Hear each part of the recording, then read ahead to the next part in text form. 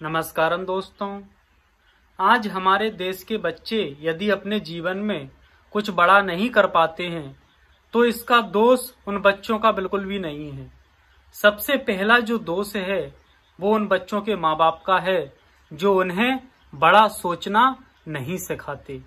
और उसके बाद भी यदि कोई बच्चा कुछ बड़ा सोचता है तो माँ बाप एकदम से भयभीत हो जाते हैं, इतने डर जाते हैं कि पता नहीं उसने क्या सोच लिया और उसकी सोच को वहीं पर दबा दिया जाता है।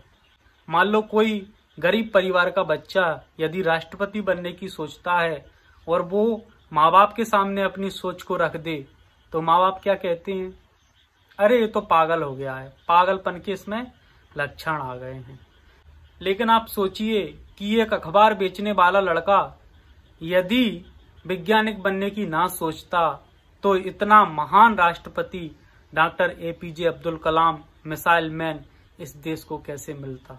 यदि कोई गरीब परिवार का बच्चा जिसके घर में खाने पीने को भी उपलब्ध नहीं, वो तमाम तरह की शिक्षाएं प्राप्त करने की नहीं सोचता तो इस देश का संविधान लिखने वाला डॉक्टर भीमराव अंबेडकर इस देश को कैसे मिलता। जिन बच्चों ने बड़ा सोचा है वही तो बड़ी ऊंचाइयों पर पहुंच पाए हैं। लेकिन हम अपने आप को बहुत होशियार समझते हैं। हम समझते हैं बच्चा तो अभी बच्चा है, लेकिन ये सोचना चाहिए कि जो भी बच्चा पैदा होता है वो अपने माँ बाप का अपडेट वर्जन होता है।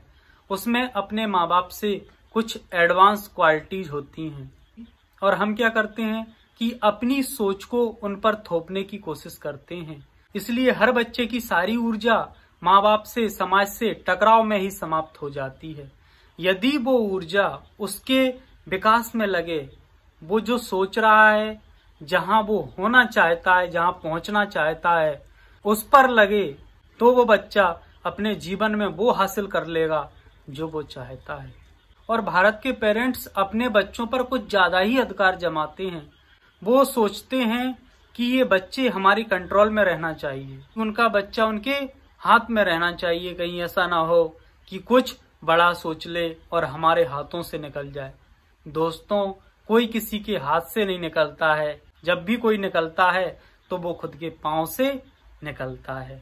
इसलिए हमें बच्चों को कंट्रोल करने से अच्छा है कि उन्हें ऐसी सोच दी जाए, ऐसा लक्ष्य दिया जाए जिसके बारे में वो सोच सकें, जिस पर अपनी ऊर्जा खर्च कर सकें।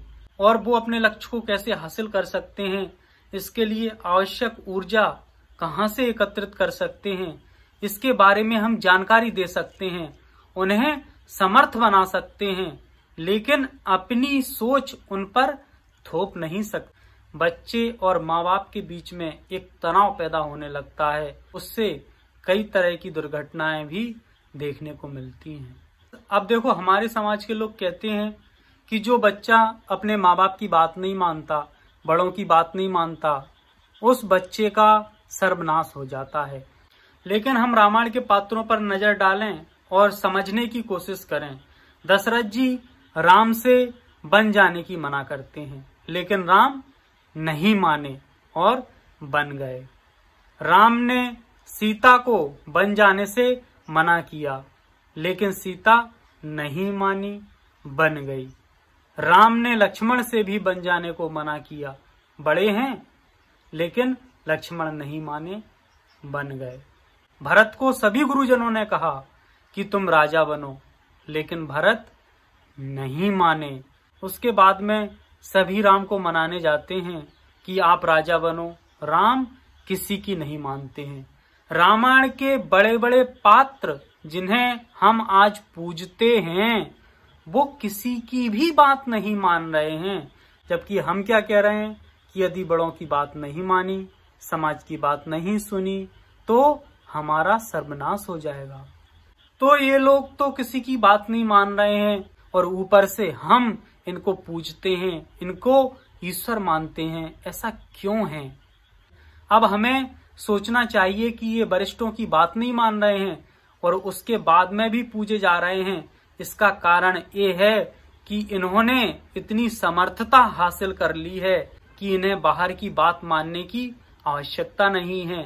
ये अपने भीतर की आवाज को सुनना सीख गए हैं। इनके भीतर की आवाज जो कहती है उसका अनुसरण करते हैं, तो फिर ये अपने जीवन में सफल होते चले जाते हैं। और वहीं जब दुनिया के लोग अपने भीतर की आवाज को सुनना नहीं जानते हैं, समर्थ नहीं होते हैं उस आवाज को सुनने में, तो फिर क्या होता है, वो समाज की ना माने तो भी असफल हो जाते हैं, समाज की मानते हैं तो भी असफल हो जाते हैं।